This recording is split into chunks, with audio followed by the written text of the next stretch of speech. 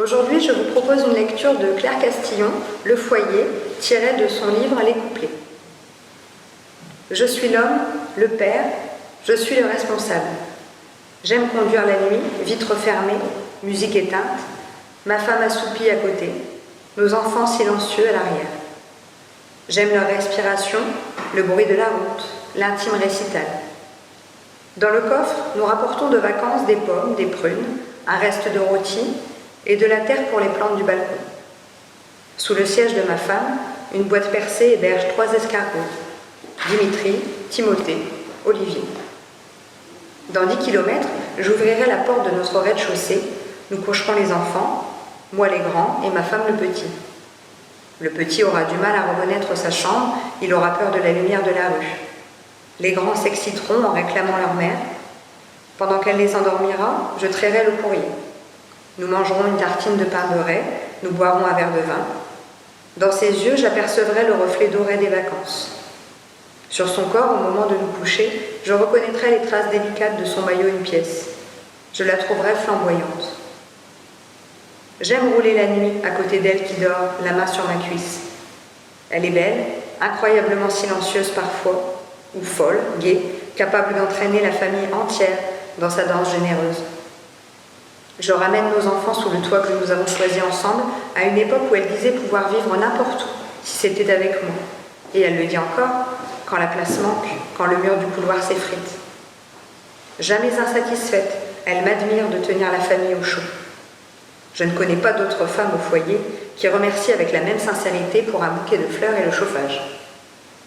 J'aime rentrer le soir à la maison. J'aime la cheminée, le feu, ma femme et mes enfants rassemblés devant. J'aime garer la voiture, imaginer que mon attaché-caisse contient le gibier que je leur ai chassé et que je leur rapporte. J'aime marcher vers la porte, trousseau de clés à la main, les regarder par la fenêtre. Ma femme n'a pas le même visage en mon absence. Les enfants, eux, si. Mais ma femme s'éclaire toujours quand elle me voit. Ma femme au foyer se consume. Elle aime sa famille, son œuf est bien complet et je suis sa coquille. Elle a eu le temps d'inviter du monde pour dîner, pris celui de déposer l'appareil photo à réparer. Elle a écrit un mot d'amour qu'elle a caché quelque part pour que je tombe dessus, un jour. Elle dit que la date n'a pas d'importance. Il sera valable dans 1000 ans. Les enfants bercés par la route sont en confiance, abandonnés. Ma femme se réveille, elle a froid dans sa robe jaune, blanche ou bleue de fin d'été. Alors elle se pelotonne sur le siège. Quand ses paupières se referment, je pense au cliché parfait, à l'indicible, au sentiment d'éternité.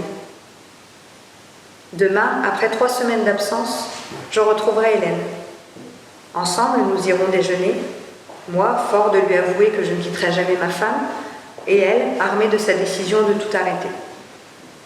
Hélène détaillera son été pourri, je lui dirai la vérité sur mes vacances réussies. Elle ne comprendra pas pourquoi je suis amoureux d'elle si tout va bien là-bas. Quand elle dit là-bas, elle pense au désert, à l'enfer. Nous nous mettrons d'accord pour cesser de nous voir. Hélène quittera le café en larmes. Nous passerons l'après-midi meurtri à nous regarder dans l'open space qui nous sert depuis 3 ans d'appartement. Elle aura les yeux rouges, j'aurai la voix grave. Au téléphone, ma femme me demandera si je vais bien. Le soir, avant de rentrer, Hélène m'attendra au parking. Elle montera dans ma voiture. Nous profiterons de nos 20 minutes quotidiennes cachées dans la pénombre, et je la serrerai fort. Vite, nous programmerons un voyage d'affaires, 1 nuit et 2 jours complets, comme en juin.